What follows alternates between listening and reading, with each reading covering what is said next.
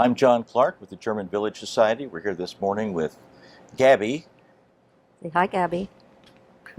It's too early for her. Gabby and Chris Hune. Good morning. And we are doing this interview at Chris's house on Beck Street. What address? 203? Beside the swimming pool. That's right. Chris, if you would, to start with, just tell us your background, where you're from, what you do for a living. When did you come to the village? Okay. Well, I grew up in Zanesville. Traveled around a lot with my company, Team Fischel, who I'm currently with. I'm the major accounts manager there. Ended up settling back here after 7 years in Washington, D.C., working at the State House for a number of years for the Capitol Square Review and Advisory Board. In between stints of, I was with Fischel, left Fischel, came back because of some contractual projects that we had, and then came back to Columbus in 1991, got to the village about late 1992, so I've been down in the village about 25 years. What did you do in Washington? I actually went to work there with Fischel, and we were doing we're a utility contractor, and we had a major contract in Northern Virginia to provide cable TV out in the burbs, which then were the burbs. They're now pretty thriving area. But then that contract wound down. I really loved D.C. at the time and decided to leave Fischel because there wasn't any other opportunity to stay in that area with Fischel. So I went to work for what they called the Beltway Bandits, some government contractors. Ended up working for a contractor to the U.S. House of Representatives, and was training staff members on how to install and maintain constituent databases prior to the days of the internet, when everybody had to have their own constituent mailings and databases. So, and then I would travel around to their district offices around the country and train those staffs. So it sounds like the kind of thing you might not know anything about today, or right. You could know everything about it. Exactly. Today. Exactly. Back in the days when WordPerfect was the word processing of the day. Yes. I remember when I had to make a choice between Word and WordPerfect, and I just happened to choose the right one, Yeah. Word, but I could have gotten off on the wrong foot. So you came to German Village. What attracted you to this neighborhood when you came back? Well, actually, it was suggested to me because when I came back, I was started at the Capitol Square Review Advisory Board. Actually, to get back up, because I actually started out with the State Parking Commission. I was their new executive director, and I had, when I first moved back here, I was living with my sister in Arlington. Had moved briefly to Dublin, but the person who had got me introduced to the job was living here in German Village, and she said, you know, you're working at the State House, why wouldn't you come down here to German Village, because it's so much more convenient. So that made sense. I started looking around and found my first apartment on Beck Street, not this Beck Street, but another address on Beck Street, 158, which was a duplex, and I rented the bottom out, and the owner lived upstairs. About 3 or 4 years later, he decided he wanted to sell, so I ended up buying the property and used it as additional rental income for about 3 or 4 more years, then sold it, and then ended up moving over on Willow Street for 7 years. And Right across from the meeting house. Right across from the meeting house, in a rental property there. But had always wanted to get back, and I was in the process of buying that property when this particular property became available. The owner I had known because of being on the House and Garden Tour Committee. This house had been on tour some years prior to that. And I had walked into this home and thought, oh, this just feels like home to me. And it became available with the owner's passing, and so I ended up buying this place. Tell me a little bit about Joe Parrish and the swimming pool and that story. Yeah, so I had gotten to know Joe Parrish when I was on the House and Garden Tour Committee. Back in 2002, the house was on tour. The pool was not here. It was a beautiful garden. And he had done some beautiful things. We had a lot of lovely antiques There was one piece in his property that we later found out that was a part of Ned and Josie Merkel's family. But right after the tour, we found out that he really wanted to build a pool. And we kind of in the neighborhood all were just kind of joking that, we couldn't believe he was going to put a pool in, but he decided to tear up his beautiful garden and put the pool in, and invited a lot of us over. We knew he was ill at the time, and so you kind of didn't want to impose too much, but he always wanted people to come over and enjoy the pool, so I got to know him through that, and was there with him literally up until the day that he passed, right at this, behind you in this house. So I remember, of course, he had HIV. he did. And that was in a day, even just a few years ago, when it wasn't spoken of in the open as easily as it is today. But what I recall is him saying, before I go, I want to have a swimming pool. That's exactly right. And he was adamant. Yes. No, he was going to have his pool. And Joe, in his heyday, and I didn't know this until after his passing and at his memorial service, got to see a lot of his photos. He was a gorgeous model for, I believe, Macy's, and just had done some beautiful work. He ended up working for the state, I think, when he got ill, and but he was, he suffered with, I believe he was diagnosed maybe 17 years earlier, something like that. He lived with it for quite a while. He had a twin brother who lived in California, and he just died just after he and the twin brother had celebrated their 50th birthdays together. So, and it's been I think it's been 11 years ago. So. And this pool has to be one of the smallest ones in the village. I call it the postage stamp pool, Yeah. but it's perfect for soaking, and it's a great center to the neighborhood. So it's a great social corner to the Fifth and Beck corner, as we call it. And if you haven't made more friends, you've solidified friends since. That is true. Now, this house itself has an interesting history, doesn't it? It does. I guess it's been two different businesses back in the 40s and 50s, and then into the 60s. The documentation I have most readily is it being the Busy Bee Confectionery, and that was back in the 50s and the 60s. So, and this area where I now have my kitchen was the actual store, and there's a lot of photographs of the exterior of the property when it was the confectionery. So. And the owner lived here as well, right? They did, it's my understanding. Yes, yeah. Not in the typical fashion where the owner would live above the store. There's really not enough room for that. No, exactly. Yeah. So. Are you familiar with confectioneries, having grown up in Zanesville? Is that a term that was common to you? No, when I hear of confectionaries, I think of candy. I I do know too. we had a candy store in Zanesville that we always went to, and they had all the penny candy, and that's kind of what I envisioned this store being. Mm-hmm. I think it actually was, as much as it was selling candies, I think it also was a market. So I think as much as people were able to come here and get candies, but I think you could also get a gallon of milk or some bread and. Yeah, it seems to me like they may have been little convenience stores. Yeah. And maybe with an emphasis on the neighborhood as to what they carried. Right. And Exactly. I know some of them were gathering spots for teenagers. They might have had a jukebox and a table or two. Exactly. Others might have just been a walk-up, perhaps. Right.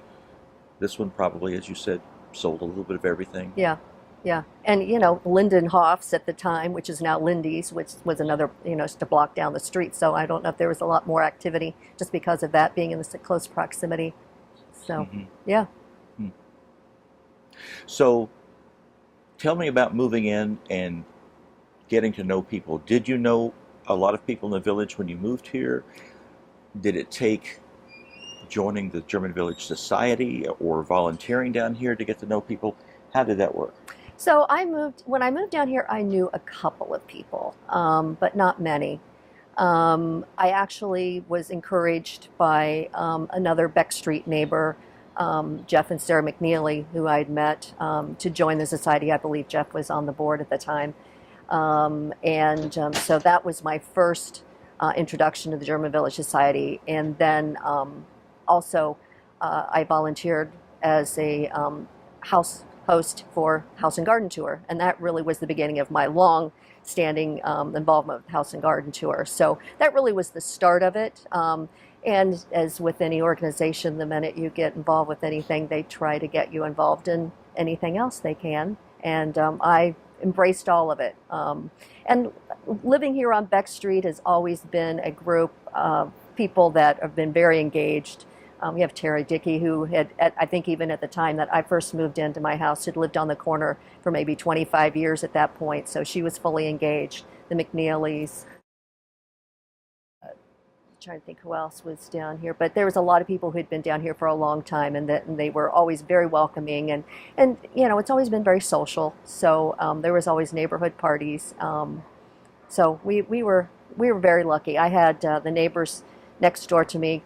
Every Thursday, Friday night, we just gathered in their backyard, and you had a little cocktail hour before the evening's events started, and so it was just a good social area. So, as sociable as the whole neighborhood is along Beck Street, it seems to be even more so. Yeah. And I don't know if that's because there are more houses. Generally, they're smaller houses, so they're more tightly packed. I mean, there are more of them overall. Yeah. But go up and down Beck Street, and you can name whoever lives Yeah. in whatever house. Yeah, yeah. I mean, this area is got some very well established neighbors. Sandy Kite, who's down here on the corner, has been down here for a very long time. Like I said, Terry Dickey, Aggie Krasinovich, who lives next to Lindy's. She's the third generation in her house.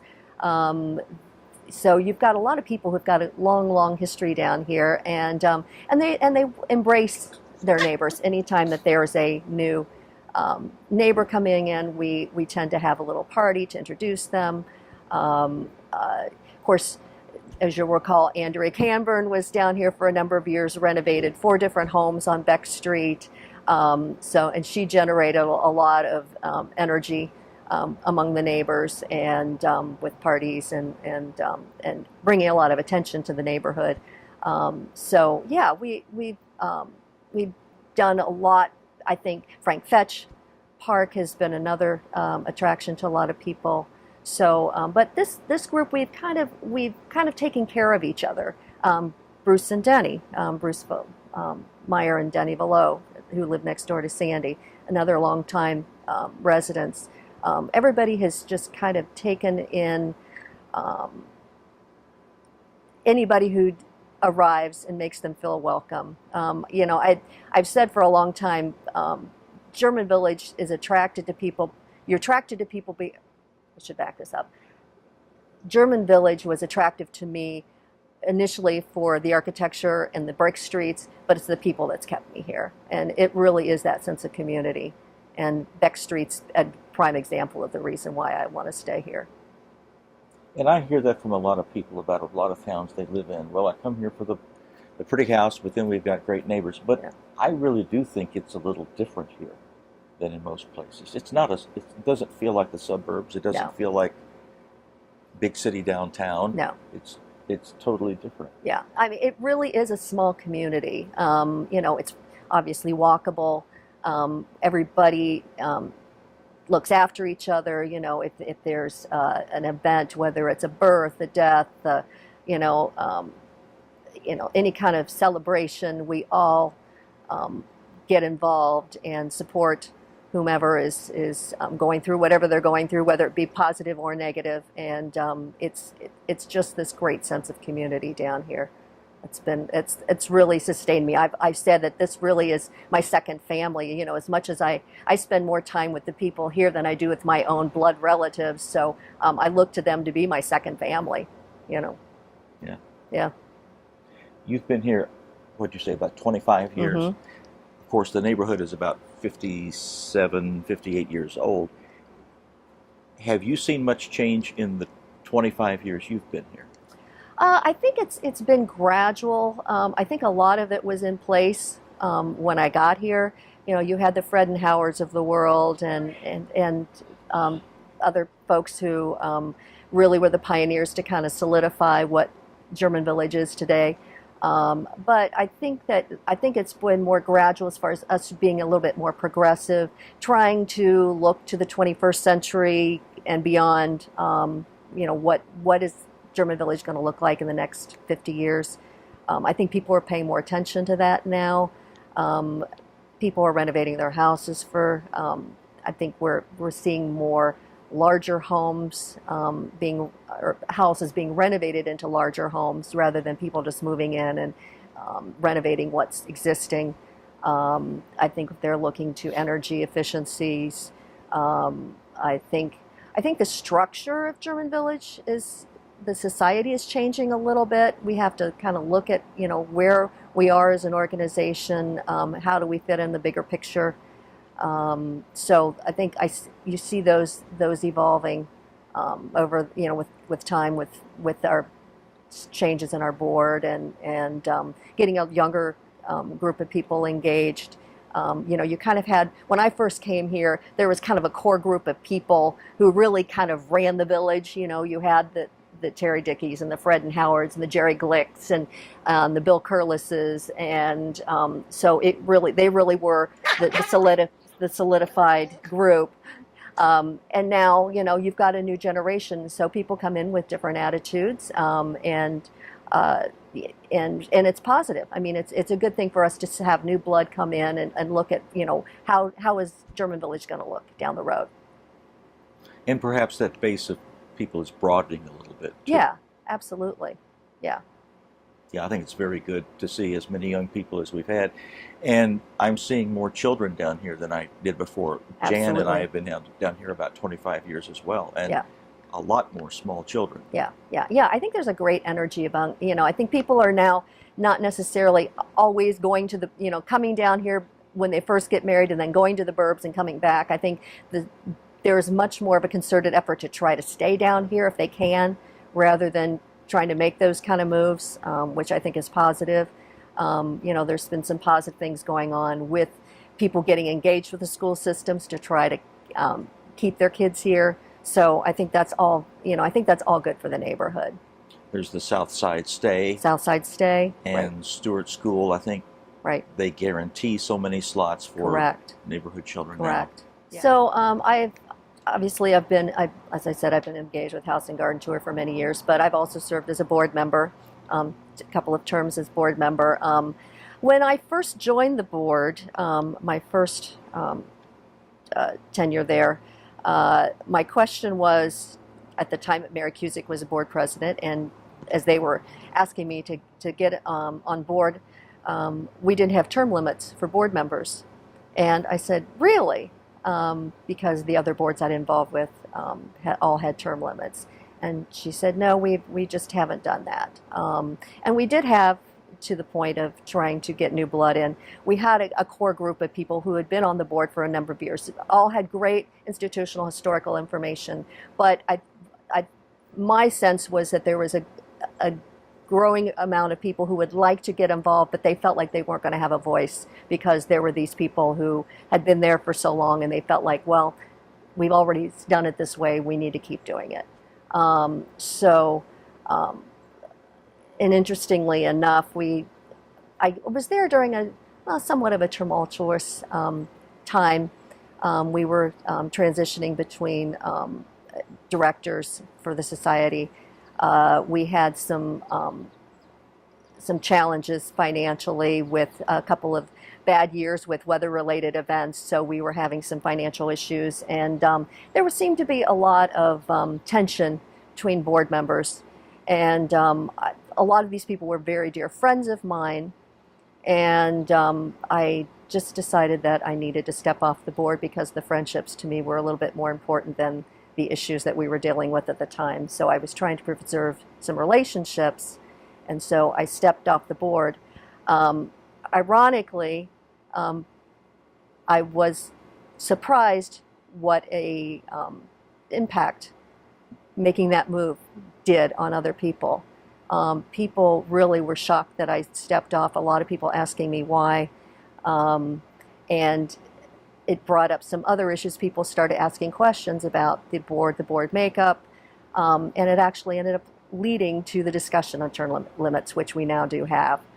which I think has also been very beneficial to the board. So I guess from that perspective, I guess I would say that I've been a part of that, whether it well-intended or not. That's what happened from that action that I took. And I was meaning in other areas too. You've been involved with lots of projects down here, historic preservation, for instance. So we've had, so I chaired, one of my board roles, I chaired the Historic Preservation Committee, and back, leading to that point where we were talking about larger homes being, having additions put on, or larger home additions being put on to existing properties. We had, while I was chair, we had a number of neighbors in one area that were concerned about an addition that looked out of place with the rest of the home. So I led an effort with the group of neighbors, interacting with the German Village Commission to try to come up with some resolutions, and mostly just the advocacy part of it, to make sure that everybody's voices were heard. We essentially reviewed commission guidelines and actually entertained the fact that do we need to update and change them. We brought in a large number of people to take a look at that, and I think we came to a good resolution that I think it just, not that we truly changed the guidelines, but we just made the commission aware that the guidelines are there for a reason, that we need to pay attention, that we're passionate about our neighborhood, and we need just to pay attention to what is happening for any modifications to any properties down here. Do you think it was going slightly off track just a bit with odd additions, larger additions? I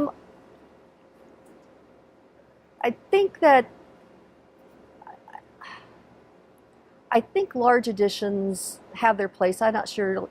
Just personally, for me, I don't think that's necessary for German Village. I really love seeing the character of the original properties maintained. I understand why people want to have the additions, as times change, but me personally, I would prefer that we maintain more of the smaller cottages and not create McMansions out of them. But that's my personal opinion.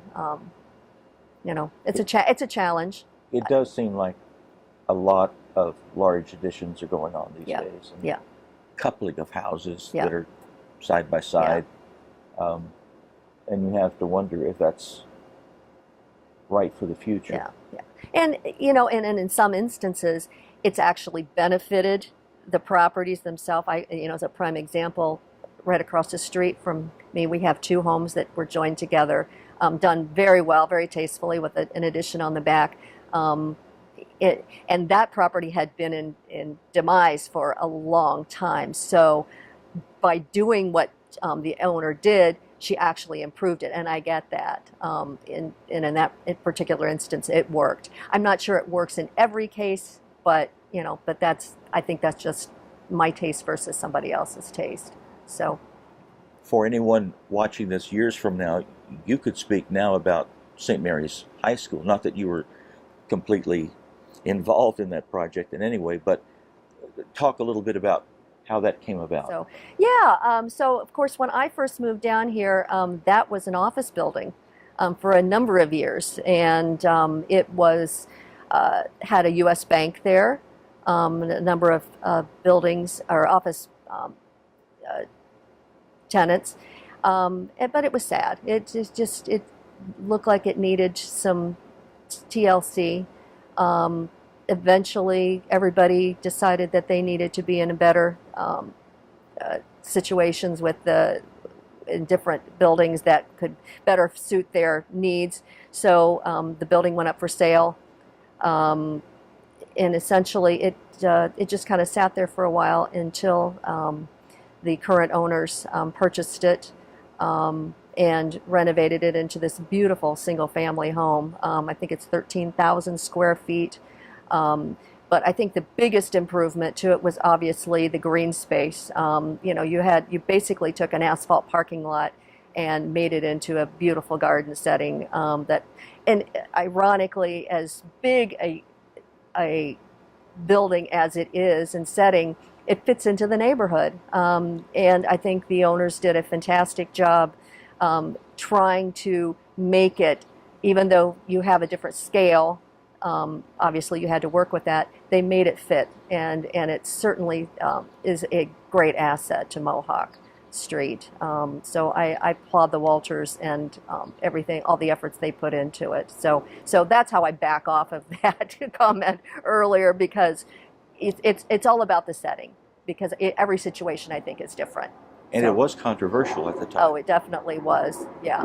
I was already I was stepping off of the Historic Preservation Committee late in the project, but yes, they did everything right. They hired the right people. My understanding is they were very thoughtful of the neighbors. Obviously every once in a while you were going to have some challenges, but I think overall they kept the neighbors' concerns in mind as they pushed through the project, and it ultimately ended up being such a great asset to the community. So another great asset, and what brings a lot of people down here, are the restaurants. Yeah. And we have plenty of nice restaurants here. We do. Talk a little bit about that, just for the sake of people who will be watching this years from now and will say, oh, I didn't know that was such and such. I thought so-and-so had always been there. So what are some of your favorites? Well, I joke because I've always lived, in my 25 years I've been in 3 properties, and they've all been within a block of Lindy's. So I joke that I'm required to be within a block of Lindy's at any time. I also joke that it's my second kitchen. Because I spent so much time there. It's just an easy place for me to go. It's great for me professionally. I take clients there a lot. And friends and neighbors who come into town, that's the first place they want to go. Sue Duty does a fantastic job. She's got a great staff who looks after the neighborhood. When I first moved here, living on the other side, I did not have any parking at all. And so I got to be very good friends with the valets there, and they took good care of me. If I'd come home and couldn't find a parking spot, they would always make sure that they moved a car so I could park. They would watch out for us as we were going in and out of our homes, and so she's always been a very good neighbor to all of us. Evolution-wise, G. Michael's, it has gone through a couple of evolutions during the time I've been here. It was Jimmy's. I'm trying to think, what was the other? All of a sudden, I'm forgetting the other. There was Jimmy's and Jimmy's 2. Jimmy's 2, in the right, building. Right. I don't think we were down here for any of the ice cream days. No. When it was Golden Eagle ice cream. No. But so that was Jimmy's before it became G. Michael's. When I first moved down here, Starbucks was Isley's ice cream. That was a controversial transition from a ice cream shop / little mini deli to Starbucks, because at that point we had a smaller Cup of Joe that was across the street, which was locally owned. Starbucks coming into the neighborhood was quite a controversy. They were not welcome in the neighborhood, and they actually had a lot of challenges. They were getting things thrown at windows, and people painting signs and making comments on the property. That was a challenging time, but they've ended up becoming very good neighbors, and then Stops bought up Cup of Joe, and they're across the street next to the book loft, and so that's another evolution of locations. I think Starbucks might have been the very first chain retail You're right. store That's to come right. into the village. You're correct. Yeah, and I think that was part of the issue is, we wanted to maintain just a local presence of businesses down here. They were the first national retail to come into the area. So, yeah. And then you have Barcelona, which Barcelona. went really upscale when Yes. it changed hands from Diables. Right, right. And it was Diables when I first moved here. So I was down there with the Oompa bands and Esther when she would be playing. So that was another big challenge. People were really sad that, you know, an institution like Diables was going out. But Scott Heimlich has done a fantastic job with Barcelona's. It's become another, you know, anchor of the neighborhood. And he's been a great partner. He's been a great supporter of German Village. So that's been really fantastic. And then you've seen the Sycamore come on and Harvest Pizza. That's right. Right. Yeah. During my tenure with the Sycamore, it was a Sycamore Cafe, which was essentially it was a South Side bar that people in the neighborhood didn't feel they could go to. It was situated right in the center of the neighborhood, but it was a hangout for the you know, the plumbers and the electricians that worked around the area. If you tried to walk into the bar, a lot of times they wouldn't even serve you because you weren't a part of their little core group. But eventually they ended up selling that off to Chris Crater, who did a fantastic job, you know, renovating it. It's now another type of, you know, neighborhood anchor for this little area. And he's also expanded into the Harvest Pizza, and, you know, brought some additional energy to the village. So, and then has expanded outside of the village. I think just because of the success of these two restaurants. So it's been great. Yeah. And then of course you've also still got the staples. You've still got Schmidt's. It'll be here 50 years from now, I'm sure. Mohawk, the old Mohawk will be here. So, you know, there's still some cornerstones that we hope will continue, that people do continue to support them, and I know they will continue to support them. Yeah. Talk a little bit about the parks.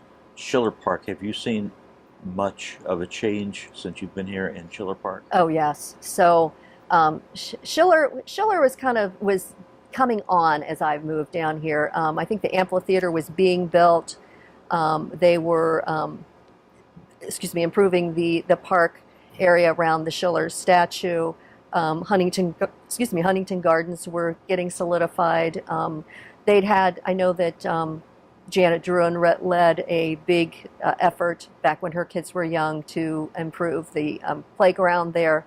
So there's been a lot of improvement from that perspective, and as well as the lighting. You know, we had the big campaign a number of years ago to put in gas lamps and then have them all dedicated by the investors with plaques, and so that's added another jewel to the area. And there's such a vibrancy down there now. You walk down there at 5 o'clock any night, and it's just flooded with people with their dogs. On the weekends, you know, so many picnics, and of course our Actors Theater has got such a great following now, you know, from May to September with all of their plays. And so we've done great.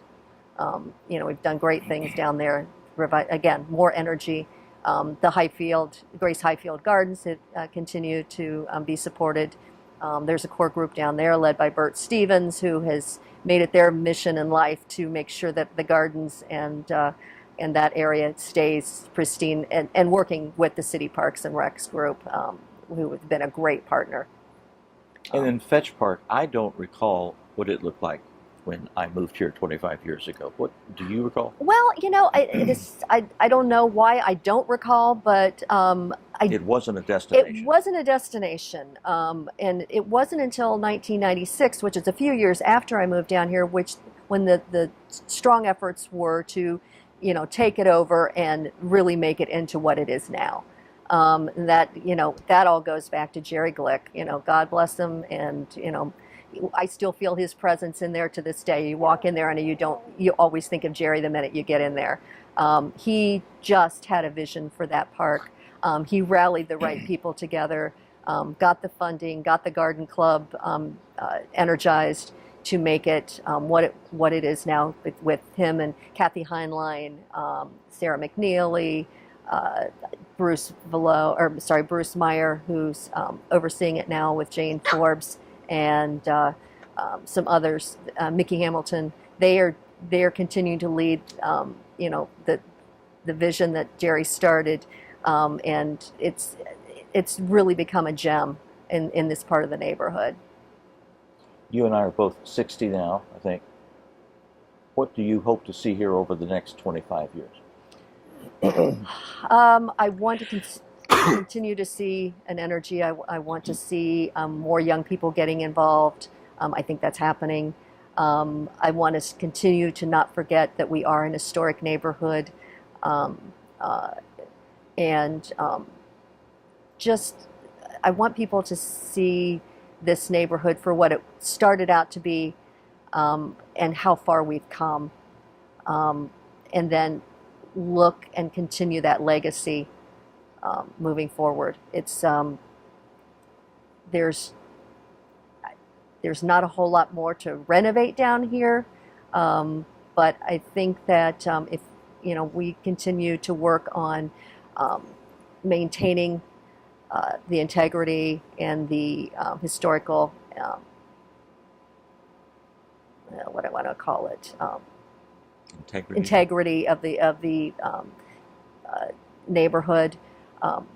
I guess the biggest challenge I still see with moving forward is getting landlords to continue to value their properties, to want to protect our historical integrity, and to invest in them the way they should be invested in.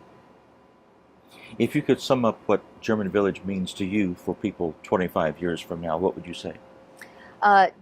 German Village is a sense of being. It really is a place that, it's not just architecture. It's a community that is passionate. It's energizing. It's and it's an attitude. And that's what I hope that 25 years from now, people will still be talking about it the way we're talking about it now. Thank you. Thanks.